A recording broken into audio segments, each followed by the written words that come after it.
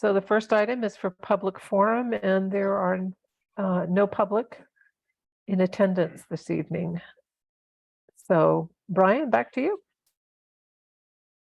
Okay, let me get the agenda.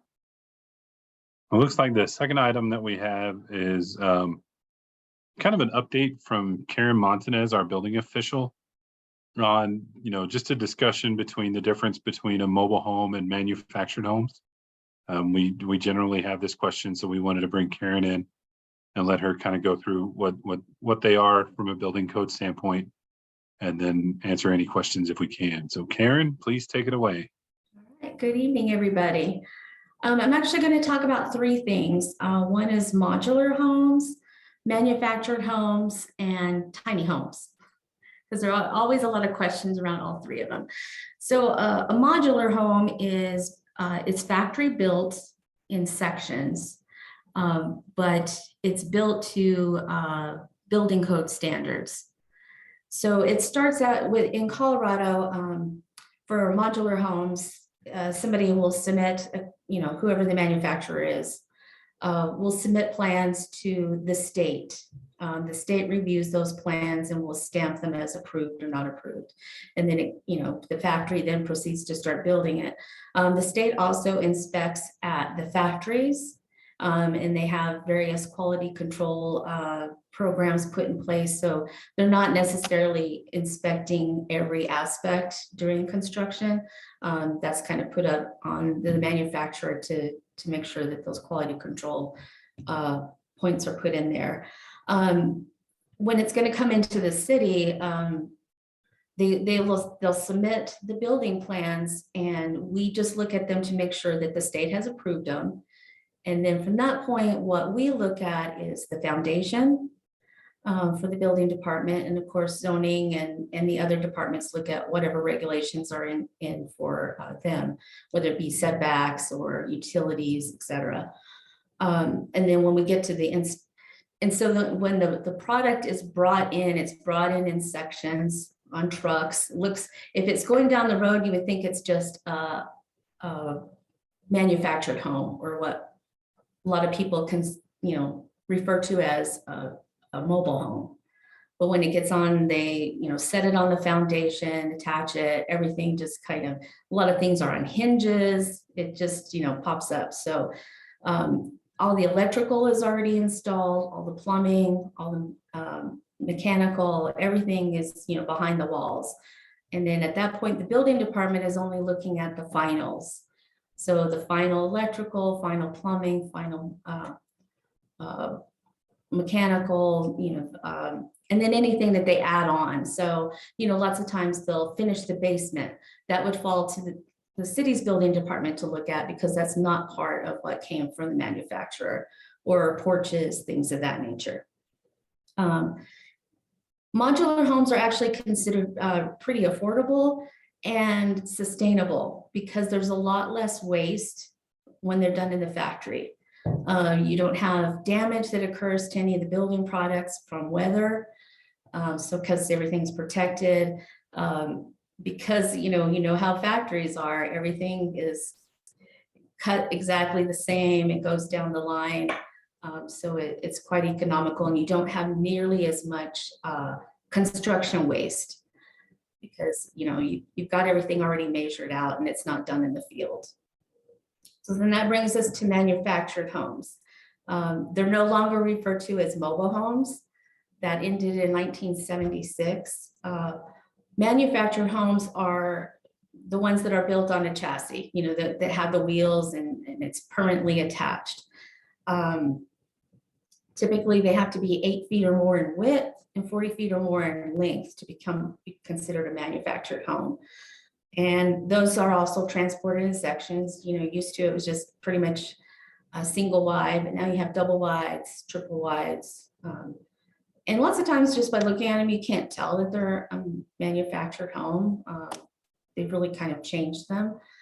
When I was growing up, they were kind of flat roofed and, very, very straight and long, and that's about all there was to it. Manufactured homes are built to HUD standards, not to building code. So the building department or building departments don't really look at any part of that because they just come in. They're, set on typically, some concrete piers and tied down. They put the skirting. We would inspect electrical hookups, mechanical plumbing hookups, and that's about it. They can be set on a permanent foundation, but that's typically not found. Usually if you see that, it's more in a rural area that you see people putting them on a permanent foundation. And then that brings us to tiny homes. Tiny homes are kind of all over the board. For the most part, they're considered RVs. The majority of tiny homes are on wheels, so they're considered RVs. And they're not regulated by building code. In some cases, they're not regulated by any code, just depending on where they were built. So the state has started inspecting those more and making sure that they are built to some kind of standard. Building code does address tiny homes if we were to adopt the appendix. Tiny homes that are built to the building code, the whole structure is built just like any other home. However, there's more flexibility as far as stairs, handrails, ceiling height, and even egress out of one. Basically, you could have a loft and not have to have necessarily an egress window. You could actually have something that pops up out of the roof and you could exit out in that manner. Like I said, tiny homes are kind of all over the board. They can also be manufactured much like a mobile home, or like I said, like an RV. There's a few places in Colorado that allow tiny homes that are recreational and allow people to live in them year round.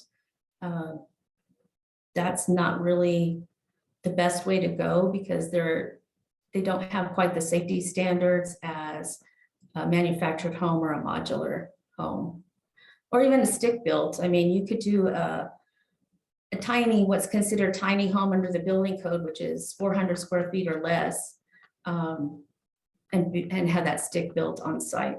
So that's about all I have. So if anybody has any questions. Carl?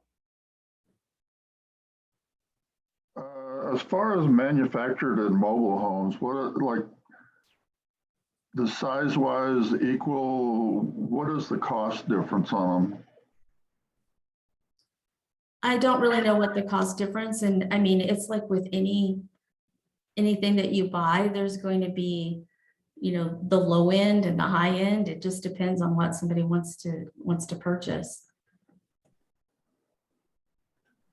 I'm just wondering if affordability, I would think they'd be fairly affordable, and then which could be passed on to the purchaser. Instead of buying a $900,000 two-story duplex, you could maybe, I don't know what they'd cost. It'd be good to know what the cost is on those, so we could maybe work with them.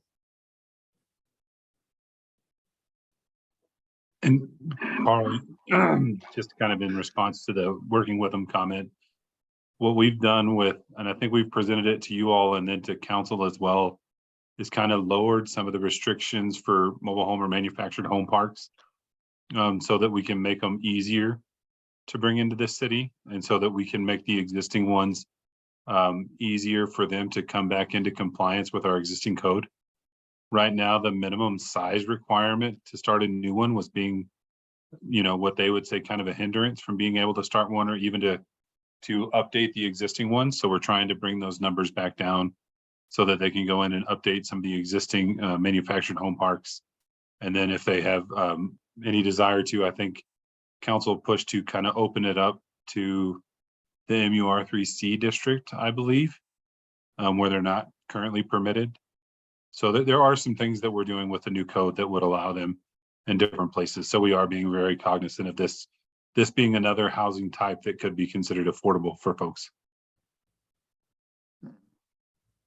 Okay. That'd be worth looking into, though. Thank you.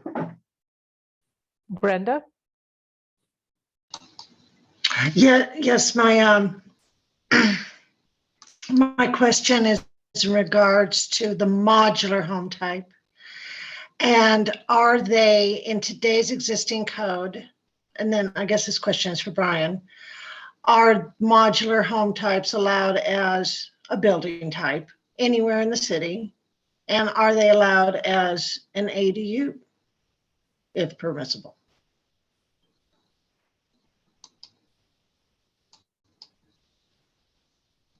So from a planning standpoint, at least for modular homes, as long as they're meeting setbacks, I think Karen mentioned this, as long as they're meeting our zoning requirements, the planning department's not going to look at how it's constructed. But it would need to meet, like, I'll let Karen chime in if I'm wrong, but it does That's need to meet. correct. And we actually have several modulars in the city.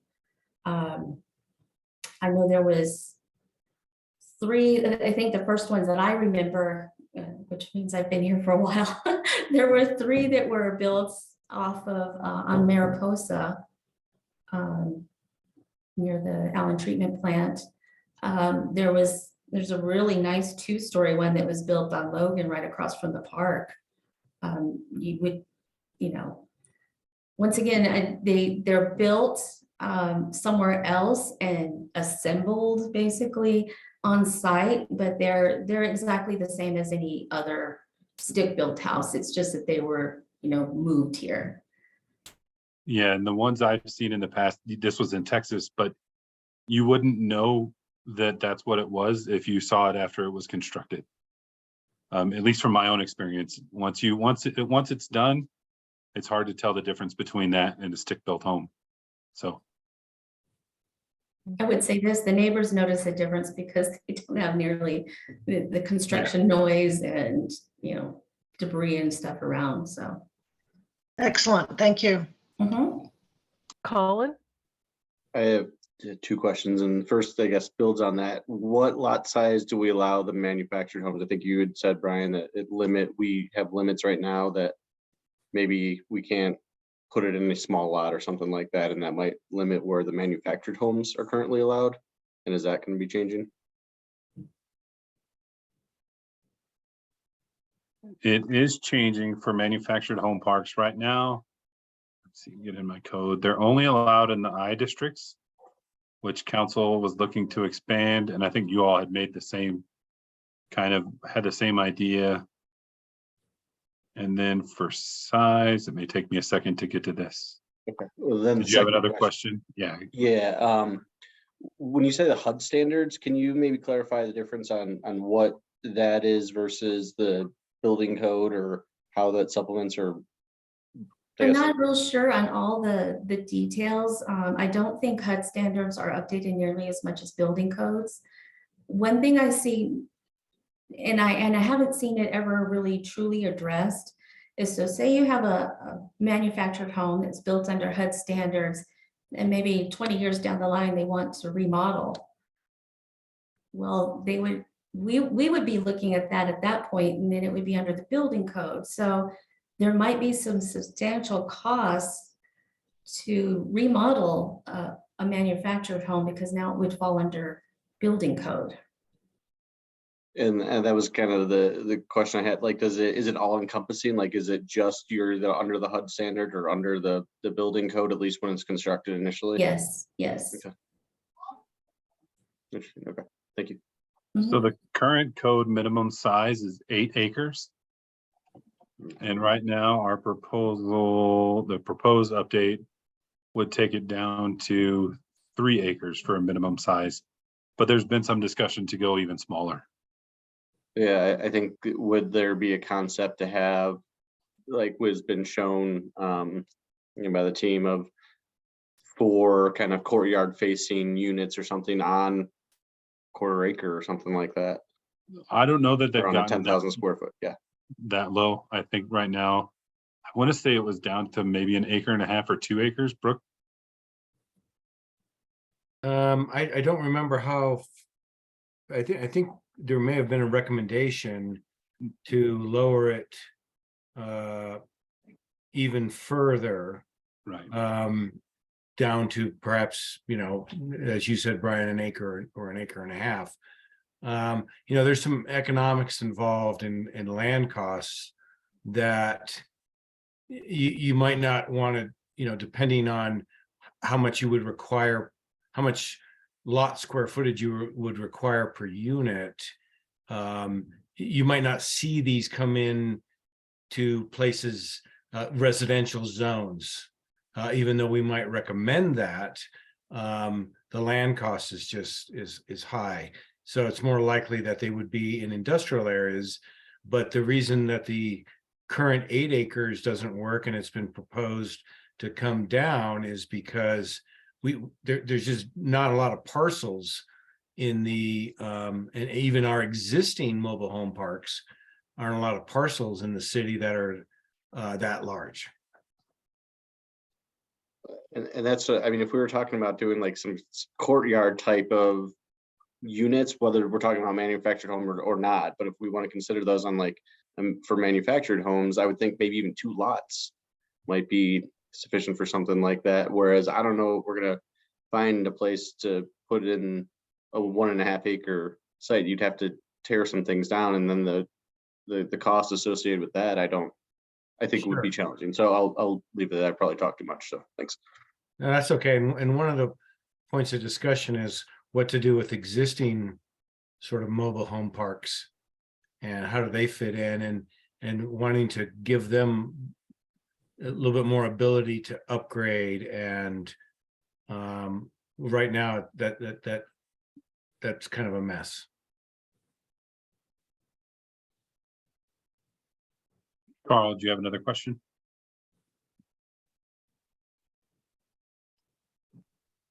I think you're on mute still, sir. I'm a little confused on this. For a mobile home, you have to have a 3 acre lot? So for the mobile home park, it's a minimum size requirement of 8 acres right now. The new code for the multiple mobile homes. Yes. Okay. Or manufactured. Yeah. And the manufacturer, anything. Yes, and then I think that's where Karen wanted to make sure we had that distinction. The modular home would be allowed, anywhere you could build a stick-built home. Because from a zoning perspective, we don't look at that differently, but then manufactured homes, we do. And then the new code is proposing to look at, some form of tiny home lumped in with manufactured homes as well. So, the fact that Karen may look at it such as an RV is very good, because it's a mobile home or manufactured home and RV parks kind of all get lumped in together. So it kind of works. That just really works together with our code. All right, thank you. Hope? Yeah, Brian, I know I mentioned this to you, and I think Brooke, just speaking on to what you said around existing mobile home park communities or manufactured home communities in Inglewood right now, I think it's worth considering how zoning may impact those communities as they are industrially zoned. And so if an owner of that community does want to sell, that those mobile home communities can be displaced and redeveloped into something. So I think just something to consider for the conversation, maybe even in the future, around what it would look like to preserve those mobile home communities, and if zoning can do anything about that. Andy? So I know that modular homes are regulated the same way as stick-built, but the dimensions of how they're transported, they tend to be narrower and longer. And I had to go back and look, and I remember one variance case from, I think it's 2018, where they needed to go into the front setback. So the front setback was the restriction because it was longer and narrower. So I would just hope that we're analyzing a little bit about how the dimensional requirements could also encourage more of these modular homes, because they can be more affordable, and better options for that reason. And we just didn't have any criteria on which to grant that variance and couldn't. And so that was, I think, a situation where there was a 25-foot setback that they needed to encroach into. But then the side setbacks, they were well within because of how narrow they're transported. So I just would hope that some analysis has been done for that to try and encourage this form.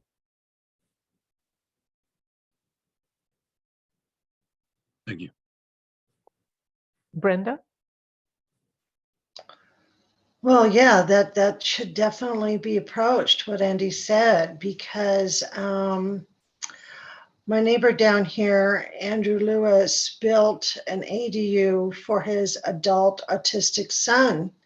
He was not able to use a factory-built home because of these setbacks and we did get rid of the restriction about that it must be in the rear 32% of the yard, because that caused him to have to spend a lot more money on the stick built, which was $300,000 in materials and labor for the unit he built. Of course, is just under code. It's like 649 square feet. So hopefully, getting rid of that one requirement for the ADU, but I don't know what else stands in the way of a longer home, not a tall home. I think people would be more open to using more of the, and I think we found that out in the survey, is using more of the property dimensions instead of going up. So I hope that's somewhere where we're headed.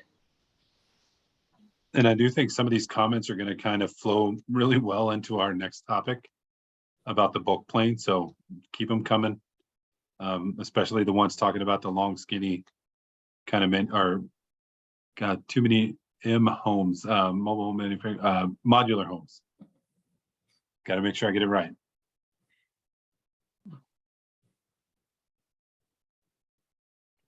Do we have any other questions on this one? Sorry, Nancy.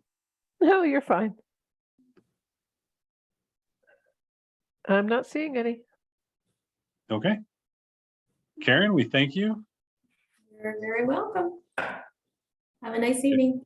And if anybody has any other questions on the topics, just feel free to send them to me and I'll get them to Karen, okay? Okay. So the next topic we have tonight, I'm going to see if I can share my screen for everybody.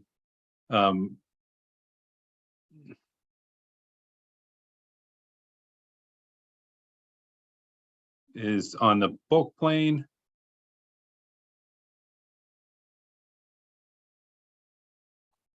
Are you all able to see my screen? Yes. Okay, so Chris Brewster is unable to join us tonight, but he put together a presentation that Brooke and I are going to try to go through. What he's put together are 3 separate options for the bulk plane, and kind of comparing it to how we currently approach bulk plane. So we'll just go through, stop us at any point and ask questions. And I told Brooke to feel free and interrupt me at any point in time if he needs to.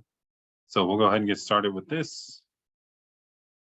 So our current standard, you'll see on the left, and it's based on the max height of 12 feet in R1A and B and 17 feet in other residential districts. We have that 45-degree angle from the max height. Depending on the district, again, it might be at 5 foot, it might be at 7 foot, depending on what your side setback is. We have some limited exceptions for dormers, eaves, etc., with a 15-foot wide max. And it doesn't apply to the 5+ unit buildings. So option 1 that and I think this is the one we've probably talked with you guys about. The first one and third one, I believe we have, kind of uses our existing bulk plane as kind of the base. But what he's proposing, or what this proposes, is to allow for additional flexibility in those exceptions. So say you want a larger dormer, it would mean that the rear part of the building would have to shrink. So your building tent, which is what this represents, this doesn't mean it's the whole home, because we have the other requirements for lot coverage that would kick in, be a little bit more restrictive, but this shows kind of the building envelope that could be constructed. So if this one proposes that it would reduce the bulk plane height to 12 feet in all districts for 1 to 4 unit building types. And it would allow increased flexibility for, the exceptions, dormers, and it would be what he calls a sliding scale. So larger the dormer, the shorter the tent gets at the back. So if y'all want to answer, y'all want to go through all three of them, or you want to go through one by one and ask questions? And again, Brooke, just feel free to jump in at any point. Yeah, and I'll just add one thing at this point. So obviously, Brian described on the left what we have. I don't think these drawings are quite to scale necessarily, but currently we have this sort of tent or bulk plane that the building mass has to be completely within, with the exception, we have a few exceptions, the biggest of which is a dormer, which these dormers are in the darker orange. And so that's what we currently have. And as Brian described what one of the option one would be to do that same thing, but allow maybe larger than a 15-foot wide dormer, provided you shrink the overall building.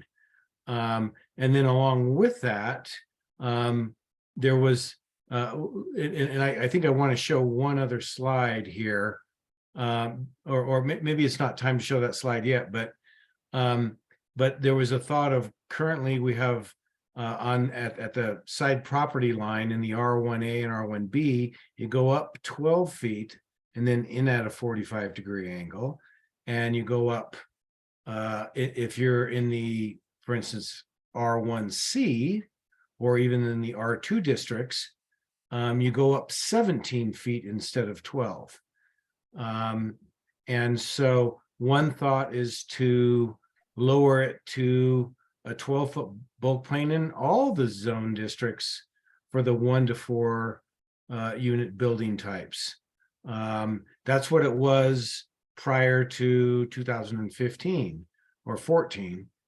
It was changed in 2015 to allow it up to 17 feet, at least in the R1C zone districts and in the R2 zone districts. Another place we could go to is somewhere in between the 12-foot bulk plane and a 17-foot bulk plane, and perhaps take it to a 15-foot bulk plane, which I kind of have a graphic of what that could mean. But prior to that, before I say anything more, Colin's got his hand up, and you got a question. Sorry, Brooke, thank you. The thing that we always see these dormers on one side, is that limited to just one side, or can they be on both sides? Currently, you could have a 15-foot dormer on each side. Okay. So you couldn't have a 30 on one, and it's a max currently of 15 on each side. And then the note that it doesn't apply to 5+ unit buildings is why the slot homes have kind of been able to be allowed in certain areas. Yeah. Yes, generally speaking, currently the bulk plane does not apply to anything, 5 units and above in the in the MUR3 B and C. So yes, the the bulk plane does not apply to slot homes, does not apply to apartments. It applies generally to 1 to 4 unit building types. Now, as you can see at the bottom of the right side of this slide, and we don't really want to spend a lot of time on this tonight, but in this slide, our consultant, Mr. Brewster, he's wanting to add something to all 5 or more unit buildings in R2s and R3s for a sort of a step back provision, a little bit different of a bulk plane, but it would be a step back provision that we do not even currently have. So we're trying to address some of those larger building types as well. We're not necessarily discussing that much tonight, but so tonight is more the 1 to 4 unit in, call it R1s and R2s. Yeah. Thanks. Brenda? I think you just answered the question. I think so. These are single story, though, right? Because No, the average. Go ahead. These can certainly be multiple stories. I know the graphic kind of looks like it's 1 story. And I Brooke, think do you want to share your graphic now? yeah, Can you share I think I will. Yeah, go ahead. And that'll help explain some of this. And remember that this graphic shows that it used to be 12-foot bulk plane across the board. That in 2015, that was changed to a 17-foot bulk plane in the R1C and the R2s districts. But the R1A and R1B were kept at 12. So I'm going to share my screen right now. Let's see if I can do that.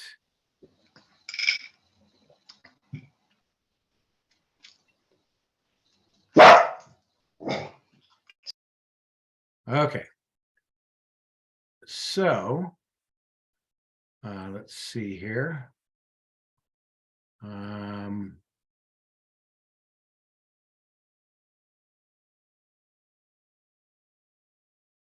All right. Okay, so can everybody see my screen? Can you guys see that? Yes. Okay. Yep. Yeah. Okay. So this is this is all to scale. This is a 50-foot wide lot with 5-foot setbacks. That is our current code. And this could be a single family home. This could be a duplex. If it was a duplex, there'd be a party wall right down the middle. So the house is 40 feet wide because you got 5-foot side setbacks on a 50-foot lot. And this just shows actually a 2-story house, and where the bulk plane falls, if you look at the left over here, whether you have a 12-foot height, a 15-foot height, or a 17-foot height. And then of course it tops out at our 32-foot maximum height. And this was a little study that was done. Granted, these are 8-foot ceilings, which probably most homes are built with, but most new homes are not built necessarily with 8-foot ceilings. They may have 9 or 10-foot ceilings on the first or second floor. And of course, this could be a crawl space or basement underneath, which really doesn't matter. And when you do the math on all these, this is what it looks like. So previously, when we had the 12-foot bulk plane, and we still do in the R1A and R1B, you could not build really a 2-story house with 8-foot ceilings without that encroaching into this 12-foot bulk plane. And then we show at the other end of the spectrum, a 17-foot bulk plane could fully accommodate 8-foot ceilings and then some. And then sort of middle of the road is shown this 15-foot bulk plane, which this is, if I zoom in on this, this is just barely complying. And, we're trying to comply with slope away from the house, 6-inch minimum, on top of the foundation to the other building materials, 8-foot ceilings. So with currently you can build more than 8-foot ceilings with a 17-foot bulk plane. With a 12-foot bulk plane, you couldn't necessarily do that. With a 15-foot bulk plane, you could just barely get your 8-foot ceilings in.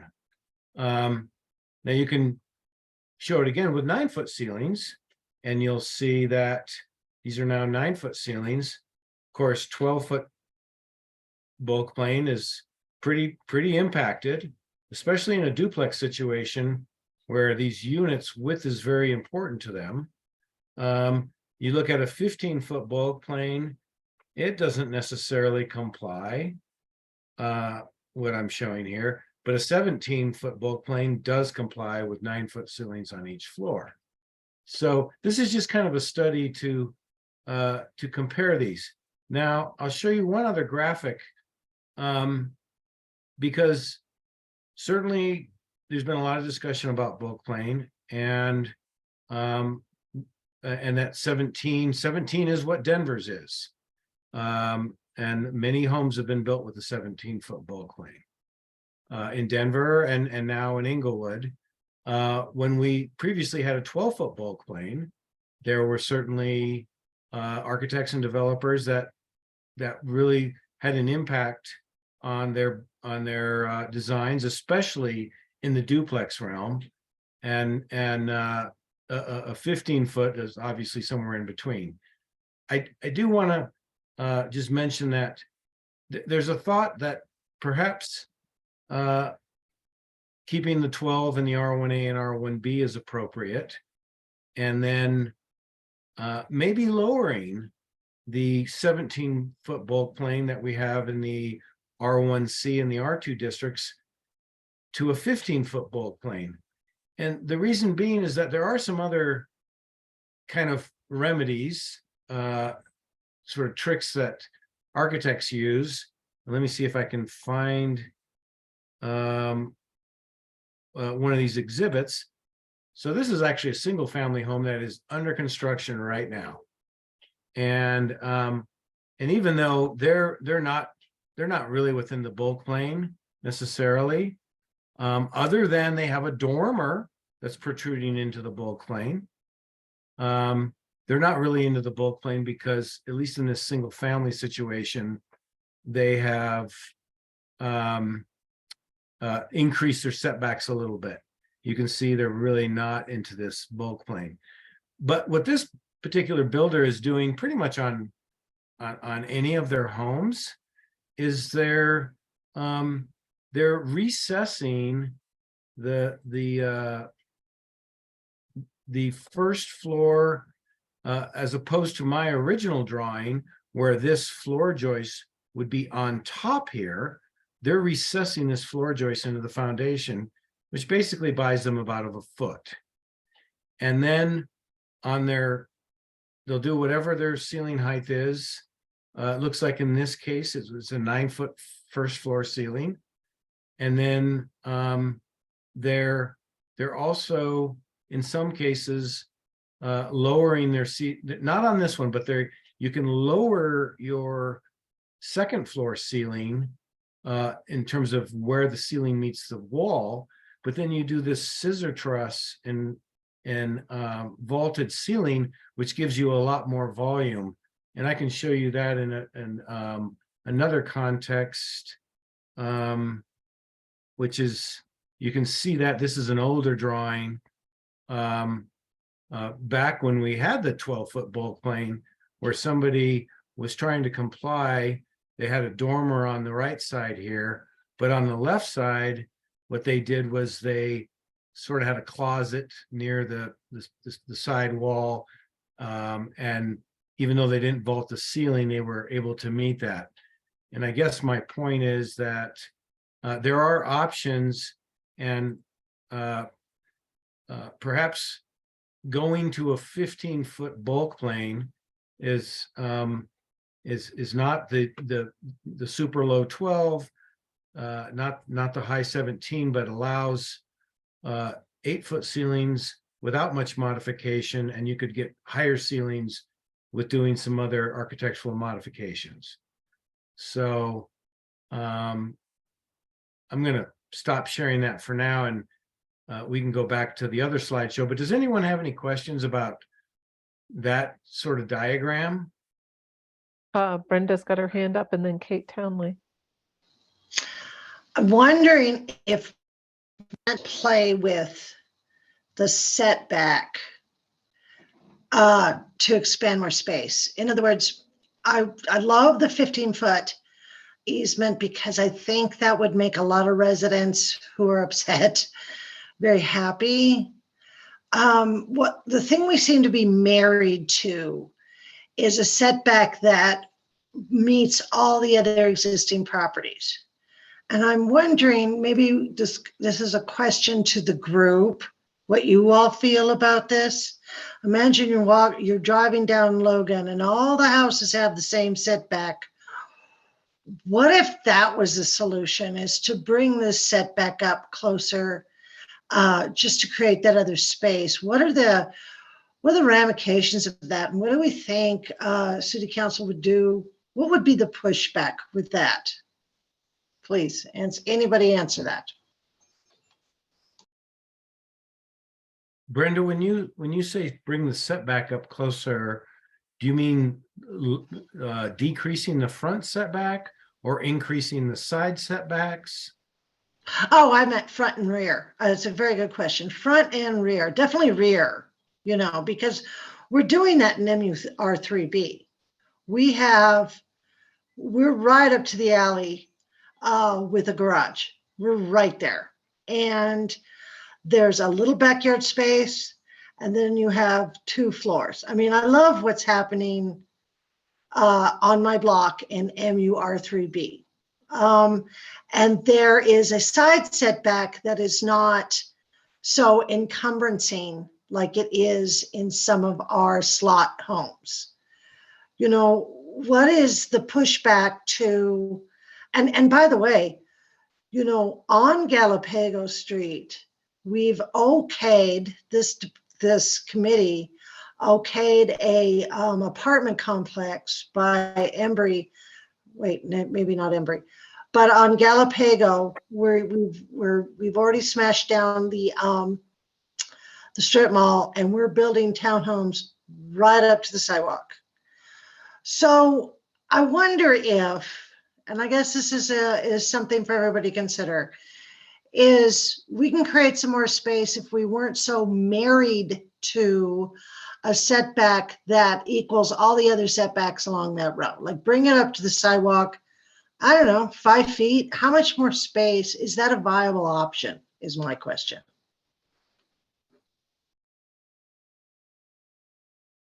Kate Townley?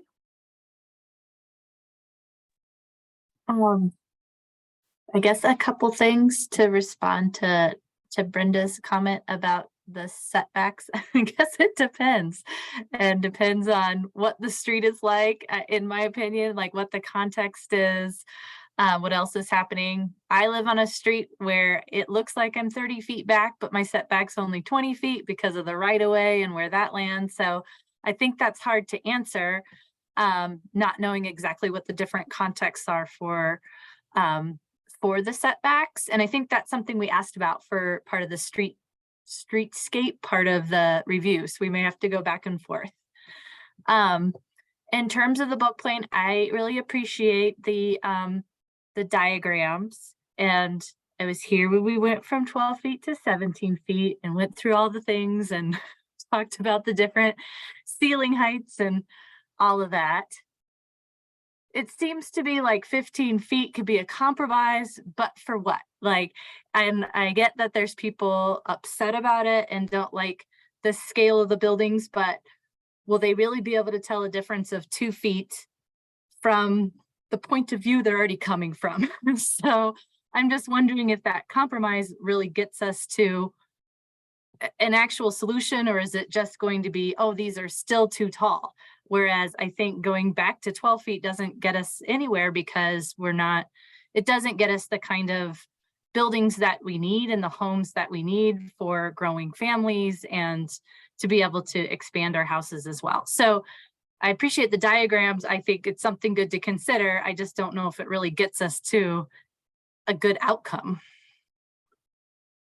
Can I just chime in on that particular point, because I sort of left something out that we had a meeting with Chris Brewster today, Brian and John and I, and I think, can you see my screen again?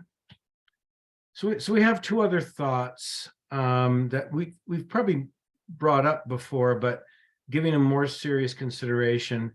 So I do think a decrease of 2 feet in the bulk plane, I do think it makes a difference. I think, sort of every foot counts in a way.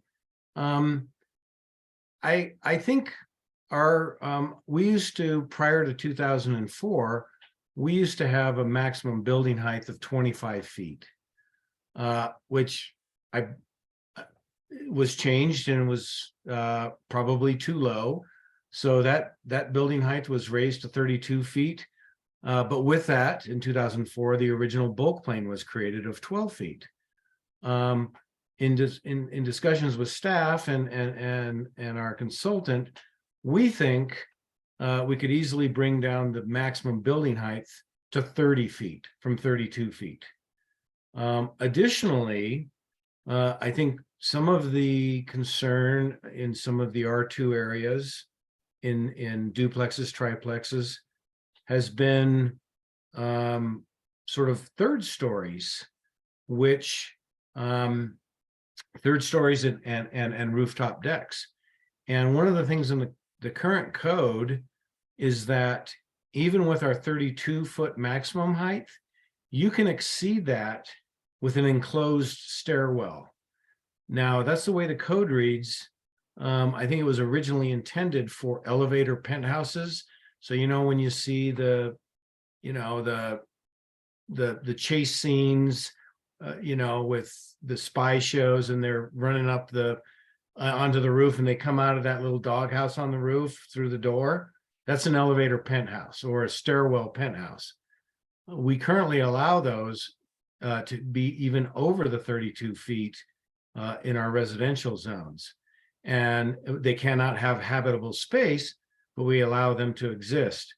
If we were to eliminate that exception in 1 to 4 unit buildings, you would not have as much of that third story, especially enclosed stairwell, and you may or may not have less rooftop decks. So there's some other things we can play into on top of the bulk plane in terms of overall height that I do not think would kill development. This is my personal opinion, but would have an impact on overall mass. So I just wanted to sort of add that to the conversation, that I see more hands up. Colin? I'm just looking so contextually at each one of these zoning districts. Is what's good for R1 the same as MU3B? No, it's probably not. And Andy had been talking about before, can we keep it lower but maybe allow more square footage, more coverage of the lot itself in exchange for a lower building? I think there's some benefits and drawbacks to that, but I feel like in the R1 zones, and this is again my opinion also, that they should probably be lower height to contextually, and then in the R2s, R3s, let's max them up. Let's get them as high as we need or want to encourage the density in those areas that we've identified as a higher density zoning. And I think I would lean towards lowering in some of the more R1 districts and making them higher in the higher density ones. Andy?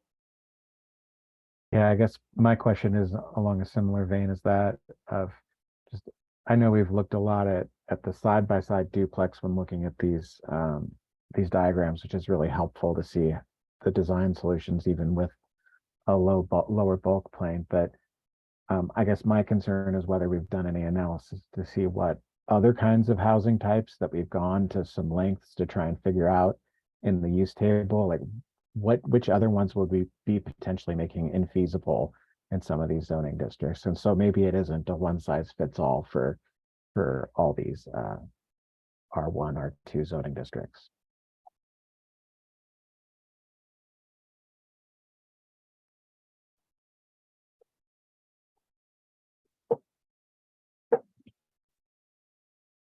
Whoops, Brenda?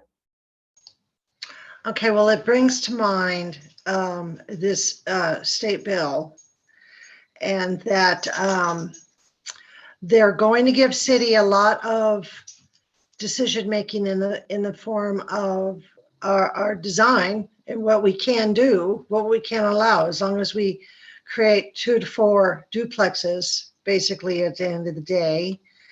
And I know a lot of people are against, we should just call it residential. Like, we don't want to have these different zones, but it really sounds to me like we do need different zones. There is a difference between this neighborhood and that neighborhood.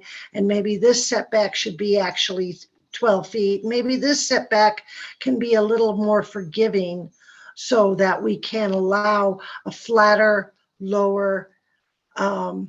Now that building. Now, this complicates things. I realize it. It would be so much easier if we could just say, here you go, it's 15 feet. Here's your setback, here's your design. But Englewood is such a unique and different community where we're not a suburb anymore. We started as one, and there it lies the bitterness and the upsetness, is that we were once a suburb. So as much as we'd really just like to say, we'd just like to combine all of it and just say, oh, it's a residential, it's R. You know, maybe we should break it up in neighborhoods. That might be the direction we have to go, pending this, what happens in our state legislature. I think we do need to create more duplexes and triplexes, but we have a lot of single level duplexes that I think would be easier on the neighborhood, and that I don't, and that we may have to go there. So that's just my food for thought.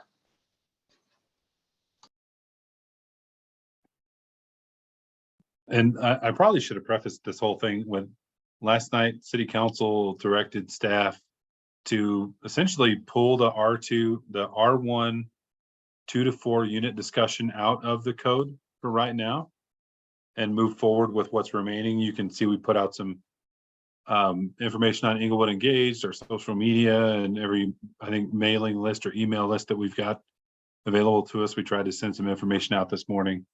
So that part is kind of being put on hold and waiting to see what happens with that state bill. The other thing I wanted to make sure and get out there is we don't have to make a decision tonight. Our intention as staff is to kind of go through these three options and give you guys some time to mull it over and to think of some other questions. And Chris will be back with us in 2 weeks along with route policy to talk about the housing assessment, but also to come back to this item and go through kind of where we've left off. So I don't want anybody to think we have to make decisions tonight. This is just kind of an open dialogue with us and you, trying to kind of work through these three solutions and see kind of where we land and what we think are good, pros, cons. There's going to be pros and cons lists later on in the presentation. So sorry for not saying that at the very beginning, but I just wanted to get that information out there to you all.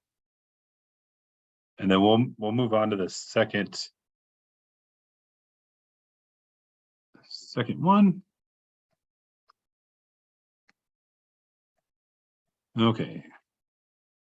So the second idea that Chris prepared is something a lot more similar to the city of Denver. Essentially what it means is you get 2 tents or 2 building envelopes, meaning you get one for the first, this one shows 65% of the lot, and then a reduced building tent for the rear 35% of the lot. The way our lot dimensions work out, it would probably be better for us to do 60 and 40. Just because we have 125-foot deep lots, 40%, I think, calculates out to 75 feet or 50 feet. Is that right, Brooke? Yes. But this one, Yes, that's correct. And then the other thought is, you know, again, we met with Chris today to talk through these. And the thought would be, well, I wonder if we could kind of include some of the accessory dwelling or accessory buildings in that lower tent in the backyard. And we trying to think of how that would affect things. But this one is option 2. And this one is proposed at a 12-foot. The way he's got it written out is a 12-foot height with 32-foot max for the first 60%, 8-foot height or 8-foot bulk plane, and 20-foot max height for the back 40%. So this is just another option that he's prepared, and it looks like we have a question from Christine. So the big part is in the front, the smaller part is in the back. Right.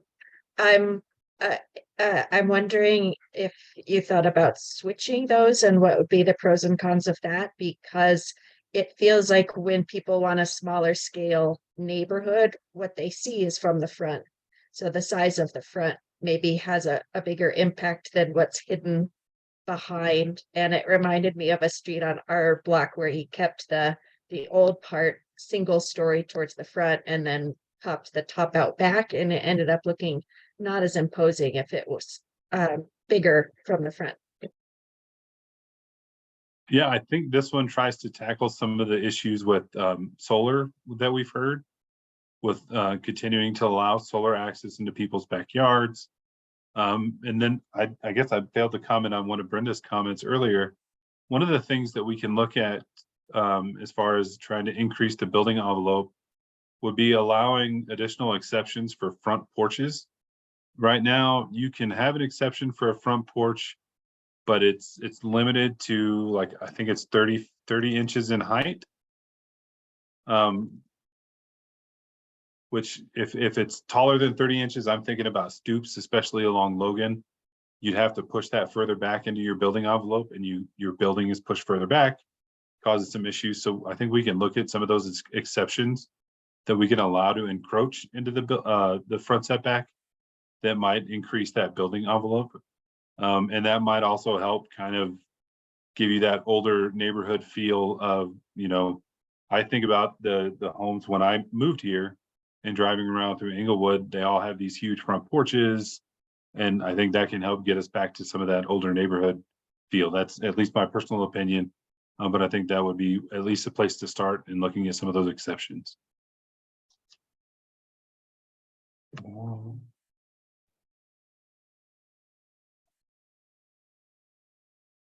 anybody else have any questions on this one? Yeah, I just I wanted to reiterate that this is kind of a nice approach. It is what Denver does. And even though this slide on the right-hand side, it talks about a 12-foot and 32-foot max height in the front, say 60%. You could do that at a 15-foot bulk plane with a 30-foot maximum height in the front. And then in the rear, you could you know, tweak that as well. I you know, the graphic that's shown above it, it wouldn't necessarily be typical, because we do have a lot of detached garages and with a backyard space between the principal structure in the rear and the detached garage. But certainly it would allow an option for an attached garage, albeit smaller in that rear portion of the lot. I did want to say, I do think for traditional kind of neighborhood design, and if you look at neighborhoods of the 1910s, 20s, 30s, Wash Park, whatever, certainly those neighborhoods had one-story homes in front with maybe a one-story garage in back. But typically, if they had a two-story home, you know, it was in the front. more so than kind of inverted. Now we may be having some ADUs over garages moving forward, so that would kind of balance it out. But I think, as Brian mentioned, how you handle the front with porches and whatever, architectural interest, and it can be not so imposing and neighborhood friendly. And we are talking about perhaps lowering some heights and some bulk planes that can help add to that. So anyways, I see Christine. When you say, for instance, that's what Denver has, when did Denver last change its rules on bulk plane? So the newish ones we're seeing, are those under the new rules? Had they recently gone through a change like this? Well, I think I'm gonna maybe defer to Mr. Costello and or John Voberl. I know that they did a big thing in the early 90s called quick wins that tried to certainly lower building mass in the rear of the lot. And then they did a total code rewrite in 2010. But they've had a bulk plane I live in Denver, for a long time. But John, or if Bernie, if you're still on, do you have anything for that? I don't see Bernie on here Yeah, anymore. Bernie emailed me. He got dropped and he's not able to reconnect. Okay. So he's not in the meeting. I think they've had this bulk plane for at least 10 years. Okay. And we can certainly find out for the next meeting. Mm-hmm. Okay, then a follow-on comment from that is that I've been just hearing pushback and grumbling that what Denver has is maybe too imposing or a little too big for what we have here. Okay, Colin's got a question. I was gonna touch on the setting back the fronts to the back. I kind of like the idea, like you're saying, forward massing to kind of step it back. I think a lot of that has to do with historic, though, in Denver, of keeping the front facade. And if there's an addition that's put on into the back, I don't think I've seen a lot of new build like that. So that might be part of at least what I see on that. I like your thought of the stepping back, kind of flipping these around, but I think it does make sense the way it's being presented right here.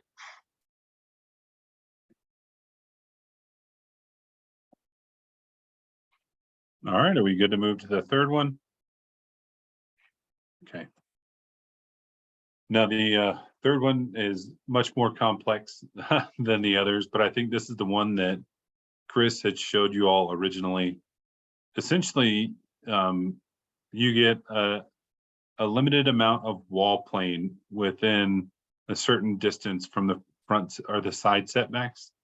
You can see it down there. He's got it listed as 600 to 800 square foot max at any point within 8 foot of the side setback.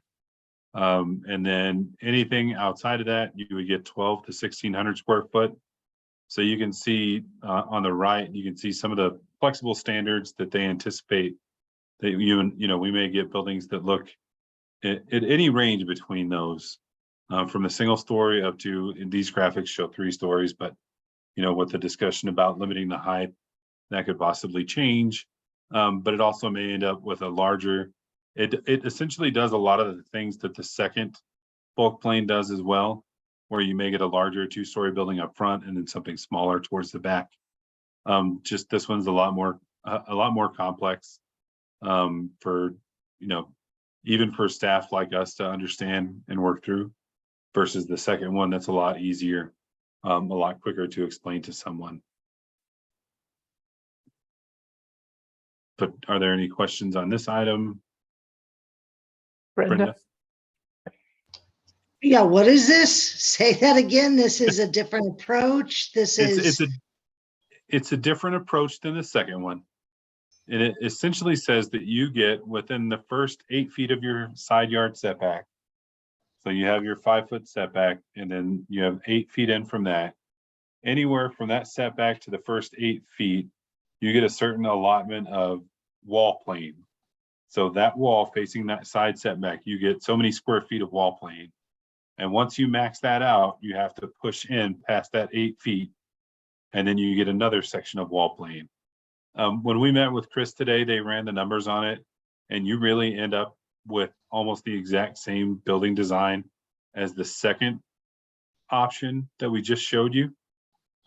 This one provides more options for maybe the 1-story, much deeper lot or deeper home than the first one does. But you know, this one is one that they had originally showed, and it does work, but it is very complicated.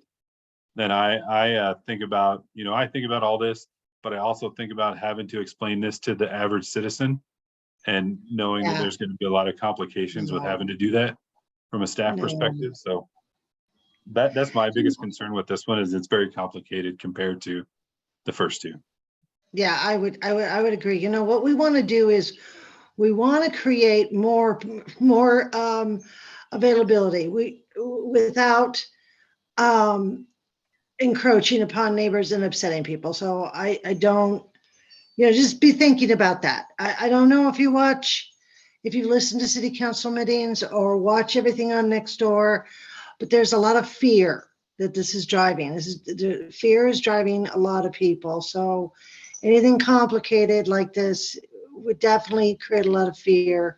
And I think so far, we've made some suggestions in this group towards increasing some space with duplexes. Like, we're open to duplexes and fourplexes, but let's not completely freak people out with giant homes. You know, I mean, I know you know where to go with this. This is way too complicated for city council. So back to the other one. Just don't do this. That's all I'm gonna say. Paulin, I think I would lean towards what Brenda's saying here, especially just when thinking of staff, how they're going to apply this. I think this has some cool options, but I look at that far right one and it does freak me out a little bit. Of those would still be options within the bulk plane, which I'm not quite sure if that's what I'm envisioning when I'm looking at the tent stuff. Feels like it's more palatable than even an L-shaped building like that would be, you know, within the setback on one side. So, you know, the flexible standard I could maybe get involved with, but I think, like you said, that's probably pretty much what the second option is. And yeah, so I think I would agree with Brenda here that this one feels a little too Michelle, Yeah, I'm not completely certain I know exactly what all those dimensions are and what they mean, but I can tell by the drawings that it's very complicated and it doesn't look very appealing. But if we fall back to, if we decide on something that's less than this, and somebody wants to build something like that's on the far right-hand side of my screen, they can go to for a variance, correct? Yes, yeah, if they're requesting something, Or a PUD or something, right? So we don't have to put our recommendations on the big side, on the big side. We can be more conservative. They wouldn't necessarily be able to request, a PUD, but yes, they could go in and request variances if they wanted to vary, you know, a setback or a building height or something like that. Okay, yeah, just want to double check and do a little reality check. Thanks. Andy, I'll just note on that it's still really hard to get a variance with the criteria we have now. So going really conservative and just having that variance option doesn't work in all cases. It has to be somewhat unique. So that isn't the relief valve in this situation. Right. Well, and I would just say, yeah, more on the more conservative side, not stick with what we've got. Thanks. Okay, so that kind of leads us to the pros and cons that Chris put together on just the 3 different options. So, you know, you see 1 and 2, it's a very simple concept. It's familiar. Either it's our current standard or it's a current standard used by peer community. Option one would end up kind of reducing some massing in R2 districts, with cons that say, we may end up with a tent effect if building envelopes are maxed out, or it trends towards uniform massing of buildings. Kind of the same cons for option two. And then for option three, the con is a very new bulk plane. It can be complex, but at the same time, even we don't know what all kinds of building designs may come from that. There's a lot of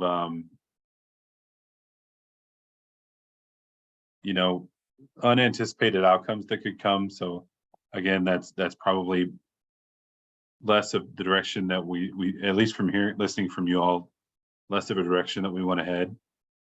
And one of the items that we talked about today, and I don't want to complicate things, is maybe looking at kind of a mix of the modified bulk plane one and the two-tiered bulk plane, where they have the two-tiered bulk plane, but then we provide some room for those exceptions like dormers, and it shrinks some of that.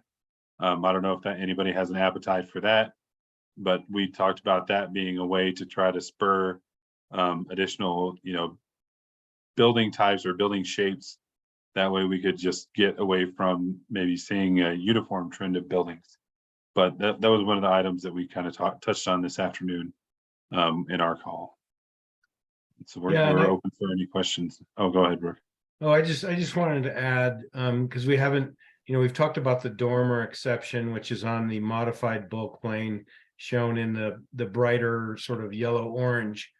But let's say if we were to reduce the bulk plane from 17 down to 15 or wherever that lands, we do have the dormer exception, and that exception can create some other architectural interest. And the fact that currently, and we could certainly modify this, currently it's 15 feet wide. You can have a bedroom that's the size of a dormer, so it can add. You can have a smaller overall mass, a little bit more architectural interest potentially, but still have, get some square footage. And so I think that potential approach of some kind of combination between, number one and number two, still allowing something for dormers is has some potential. Brenda? I guess I don't understand the impact of dormers, like why is dormers such a dormer is a window, as represented in this picture here. Why is a dormer, maybe y'all could find some pictures of real houses that actually exist in the real world. And that would not only just help explain to this team, but also can sell it to the general audience. Now, looking at these two, I would just say this. Well, the thought that comes to my mind is that you're putting in those restrictions, but you're trying to look out for the developer who can make workarounds. That's what really strikes me when you're having this presentation is we're going to put in these restrictions, or we're going to put in this what's the word I'm looking for? Here's your template, but you don't really know what the developer could come up with that could work around this template and then do something that would really upset residents. And I know that that's very tough thing to do, to protect, try to predict here's how they work around it. So then I would really be tempted to go with just the first one on the very left, modified bulk plane, and then, like Michelle suggested, they can seek exceptions to that rule.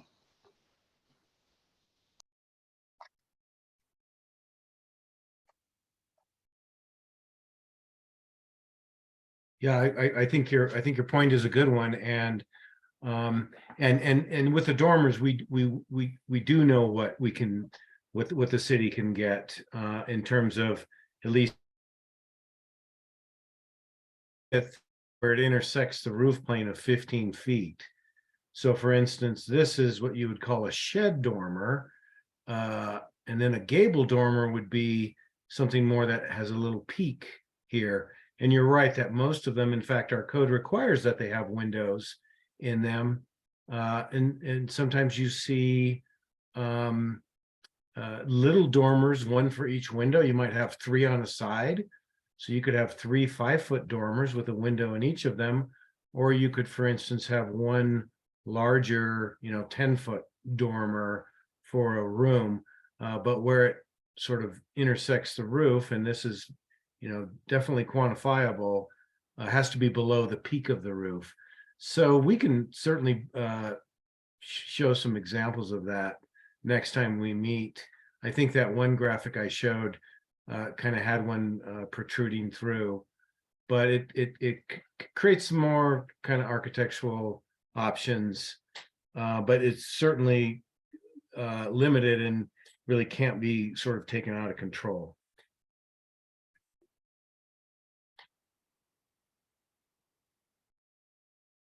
Okay, I don't see any other hands. Okay. And well, this one does a better job of kind of explaining this. One of the items that Chris tried to work through was how would these 3 different approaches to bulk plane affect the 3 different designs that they've kind of showed for the 2 to 4 unit buildings, and showing that the first design. So we'll start on the left, going from the top down. The first design is one of the more house scaled building designs. And what he's saying is that just based on these 3 criteria, the way they're kind of drafted now, that the first one, the first bulk plane option, it may be able to accommodate that kind of a building. But if you look, there's kind of a bump out on the left where there's a second entrance. That piece would likely have to go away, and you'd end up with a more of a long, skinny housing product under that bulk plane. The second 2-story mass, it wouldn't be able to accommodate that because the building height would have to shrink towards the back to accommodate the bulk plane. But then the third option would potentially be able to accommodate something like that because you have, the allowances for how close you can be to the side. And then for the second option, which is kind of the 2-tiered step back approach, the first option would be able to accommodate. And then the second option could be able to comply. But it's, again, you'd have to move some portion of the back of the structure up to meet that 60 to 65% rule. And it would have to shrink down to be able to work in there. And then the third option would not be able to accommodate that kind of a building design. And then in the final bottom option on the left, the first option of our bulk plane would be able to accommodate that kind of design. The second option, it might, but again, provided that it meets those setback requirements for your wall plane. And then the third one would likely not be able to because it exceeds the first level wall mass limit. I know that was a lot of information being thrown at you all at once, but Chris tried to work through these 3 options based on the 3 designs that council has seen and you all have seen. And I know that we've been kind of the discussion has been a lot around that first design up here on the top left. And that, if there's going to be the 2 to 4 units, we want them to look more house scaled and blend in with the neighborhood rather than some of these other types of designs. So I think that's why he put this slide together to show how some of these bulk plane requirements could either allow for those types of development or kind of hinder those types of structures. So I'll pause for any questions that you all have. Brenda? I don't have any questions. I'll just say that you're on the right track if you're doing what's happening in the first track is that we can create more housing without the 2-tiered wall plane limits, without going crazy.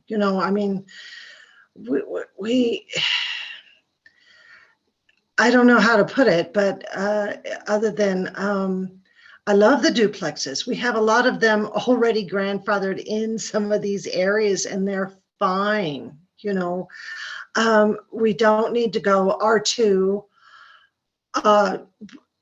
requirements all over R1. You know, R1's going to get pretty upset about this, and I don't blame them. A lot of people moved in here already over 20 years ago, and they just kind of had a realistic expectation of what the neighborhood would be like, and I don't blame them. At the same time, we need to create middle housing. So we find a middle area. And I think that first option, little lower bulk plane, a little more spread out. Of course, design-wise, conceptually with the rest of the neighborhood. Like I said, I'd be willing to move out in the rear and in the front. And finally, I'm willing, I don't think parking necessarily is a big giant requirement either. You know, just place to put your car is fine. So I think that whatever decision we make should be reached towards a kind of compromise, if you will. Lowering hand.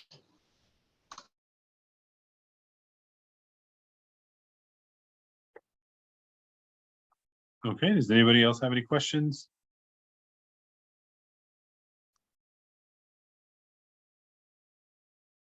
Don't see any hands.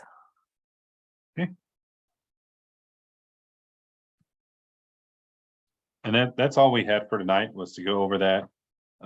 We'll get Nancy to send the slideshow and some of the images that we showed you guys tonight out, so you can kind of go back and look at them and mull it over, so that when we meet on the 18th, we can try to narrow it down a little bit further into whatever option we want to present to council. But yeah, I think that's it for right now. So do we have, we've got some questions. Brenda, then Michelle, then Carl. Well, yeah, I've just raised the subject of the fact that I thought this whole thing was on hold until we see how the state bill gets through committee. The bulk plane discussion is not. So the bulk plane discussion is going to go through. We're just trying to figure out which direction we want to go with the bulk plane. But the idea of where the 2 to 4 unit building types would be allowed, that piece is being held out. But we're trying to work through the bulk plane issue so that we can proceed with the rest of the code update. Okay, Michelle? I just want to say thank you so much to Brian and Brooke and rest of staff, and Brooke especially for that separate drawing that helped me immensely in trying to understand bulk plane. So this stuff, I get a little cross-eyed when I start thinking about it, but you guys are doing a great job, and thanks for all your illustrations and good descriptions. Thanks. I believe this is Brooke's favorite topic to talk about, so. Thank you, Michelle. Yeah, Carl? Brooke is the expert. I agree. Carl? I'm for lowering the bulk plane to 15 feet. Also, I think that's more of a compromise than that would work. The other thing that I've always been pushing to modernize the UCD is electric vehicles, charging stations, and the solar access and the solar power protection on solar in your yard. And I see a little bit on the bulk plane here that would go by would help with the solar, but I don't see anything that's written as per se that protects that. And I'd like to see something in writing there. And the electric vehicles, those last night at the council meeting, the first speaker was, what was her name? Melissa England. Yeah, she had a really good talk on that, and she gave all the specifics. The the manufacturers or when they're gonna eliminate gas-powered cars or building gas-powered cars. And the city, their plan, their current plan, which is pretty early yet on when they're gonna shift over to electric cars and who's gonna shift over the power. Police department is not gonna do it. They drive too much, so they can't do it. But like people that run around in the parks, you see pickups all over the place that they could have an electric vehicle. It's a lot less pollution. It's maintenance is still to be determined on them, really. But electric vehicles and the in her talk, she said that a lot of developers are supportive of working with the electric vehicle plug-ins and whatnot because they think that's the way it's going to go. And if they put that in their buildings, their building's going to be more sellable in 5 or 10 years. And that's basically what they're doing. They're building a building, and then when it fills up, they sell it to an investor. So the electric vehicles,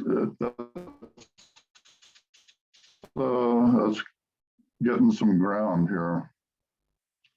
It is, But, and I know,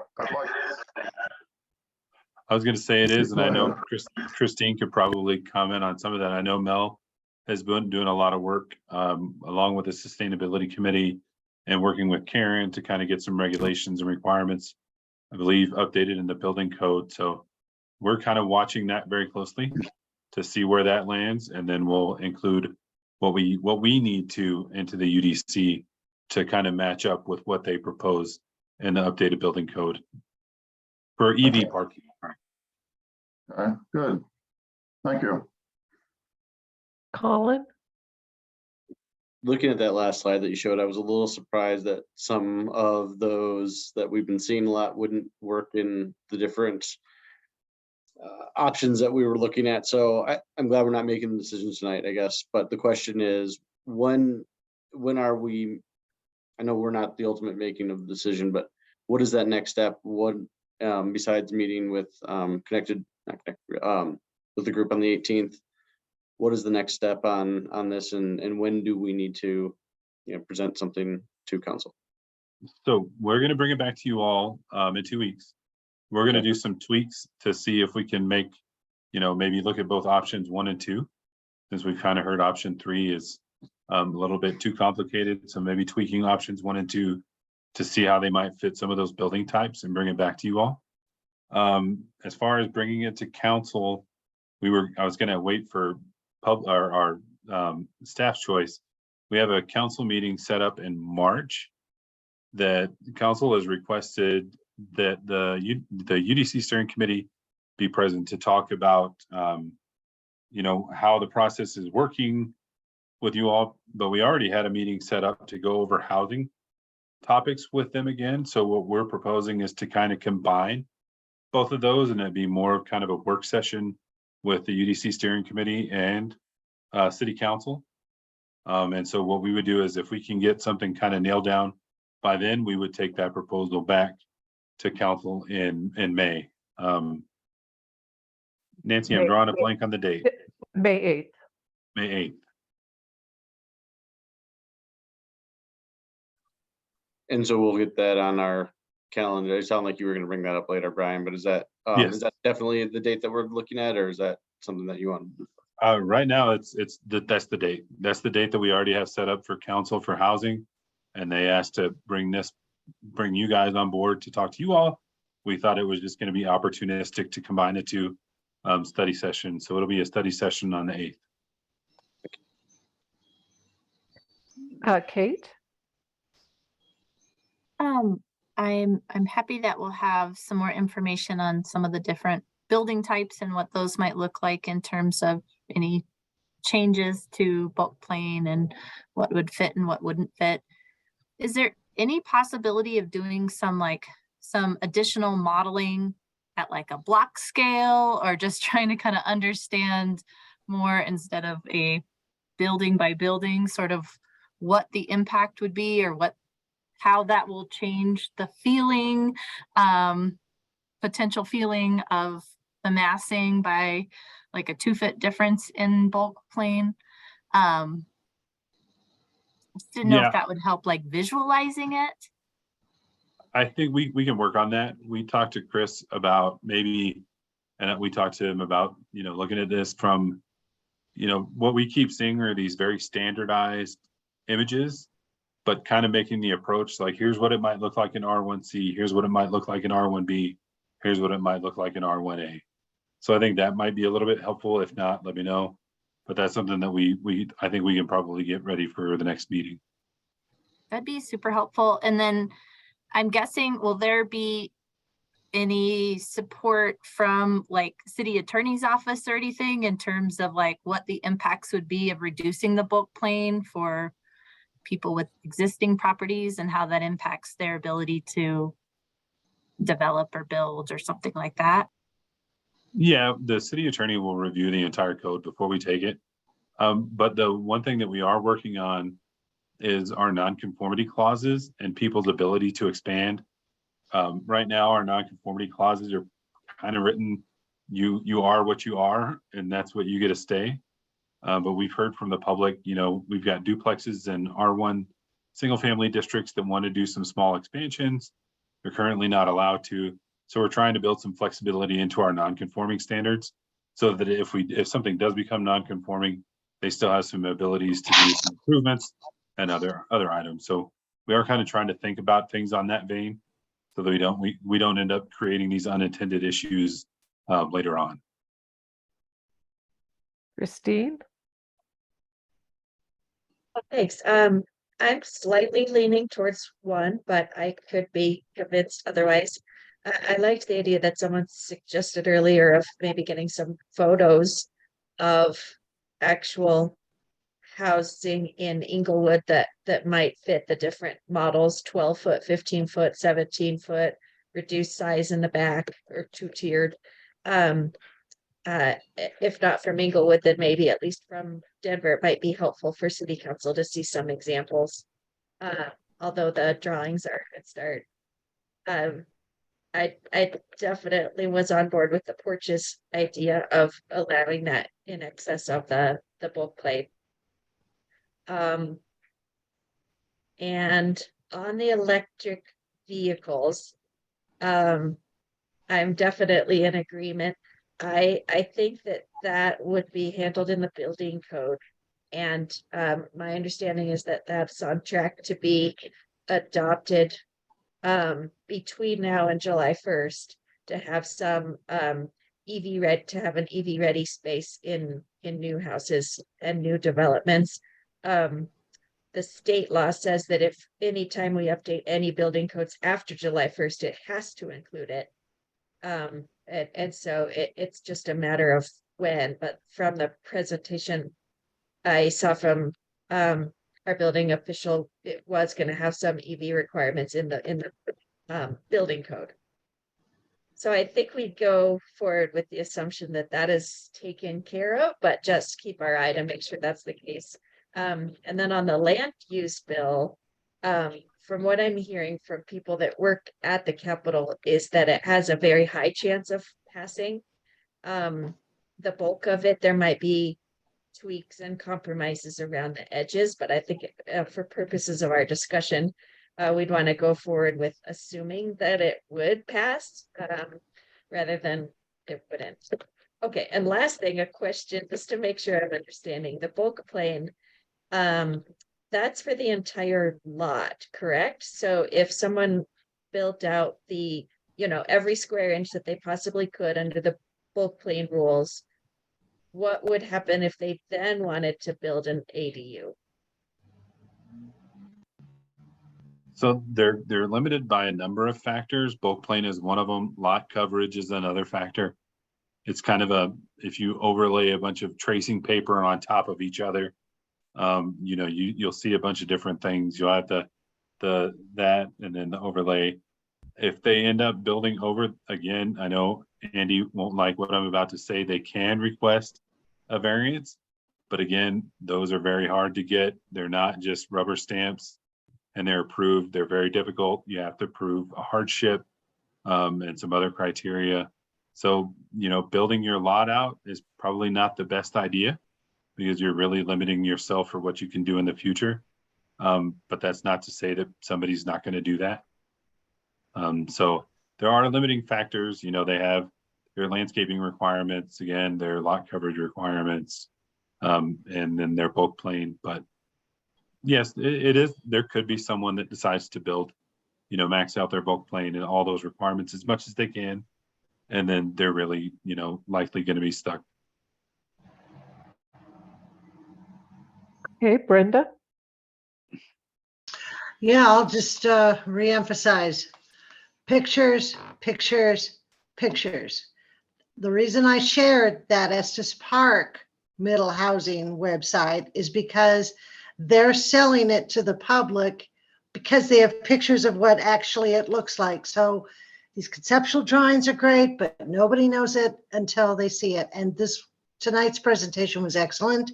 Thank you very much for explaining bulk plane a little better than I can understand that now. And Christine's right. As far as that House bill is going, the Colorado State bill, we've seen what's happening with the Colorado gun laws. We've seen what's happening with the women's right to choose. So in all actuality, this thing's going through.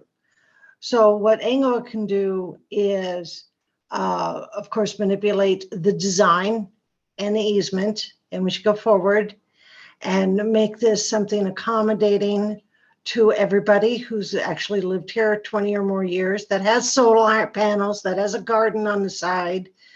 You know, we can create this housing that we desperately need to do without, you know, overdoing it. So, I know we can do this. So, yeah, get some pictures, please. There's nothing wrong with two plexes and fourplexes interspersed in our neighborhood, but let's present it in a way that doesn't scare people to death. Thank you. Thanks, Brenda.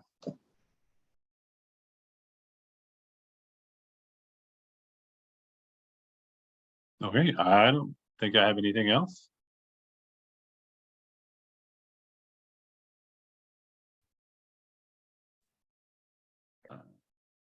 Brooke, do you have anything?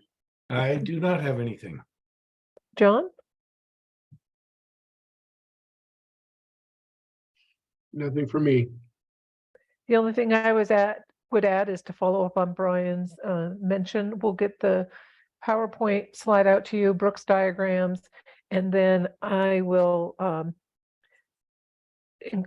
also include an meeting invite for May 8th, and with the request to let me know if you'll be attending virtually or in person, because if it's virtual, you'll have to get a special link. So that was the only thing I wanted to clarify a bit. Back to you, Brian. I did have one other thing. I believe it was last meeting, we had a citizen that had emailed some questions in to our ComDev email address. And we've been able to answer those questions for the citizen. We sent them out to her. So it's in lieu of reading off every question to you all, because there was about 7 or 8, what we're doing is putting them on the Inglewood Engage webpage so everyone can have access to those questions. So we're not limiting our responses to this one individual. We reached out to her and let her know, you know, here's what we think we're going to do is put them on an Inglewood Engage so they can help inform others. So if you guys are okay with that, I won't go through all the questions, but we'll send y'all links to the page once we update it. And Colin, you have a question? Yeah, I guess I was thinking the council's probably requesting that we're there in person, but they do have an option if needed for virtual, right? Correct. Yes. So if we can't all be there for a working session like this, might be beneficial if we can make it. Hopefully there's no snow. Yeah. Yeah, and we don't know what the agenda looks like right now. So once we get the agenda finalized, we'll make sure and get it out to y'all early enough that you can make accommodations, hopefully to be there in person. But I think, yeah, if you have to attend virtually, then that's what we've got to do. I did think of one other thing. If you'll remember, I polled you for April 24th for the capital projects study session. So I will send you that reminder as well. And then when that agenda is posted, I will send that out to you all. Excellent, thank you. Great job. All right, well, if that's it, thank you all. We'll get back to work and try to bring some, definitely bring some pictures and maybe some updated information for 2 weeks from now, and try to narrow down bulk plane. And again, reminder, Molly Fitzpatrick will be here from Root to kind of go over the housing needs assessment in 2 weeks. So please be here, and we'll see y'all in 2 weeks. Thanks, everybody. Thanks, everyone. Thank you, good job. Thank you.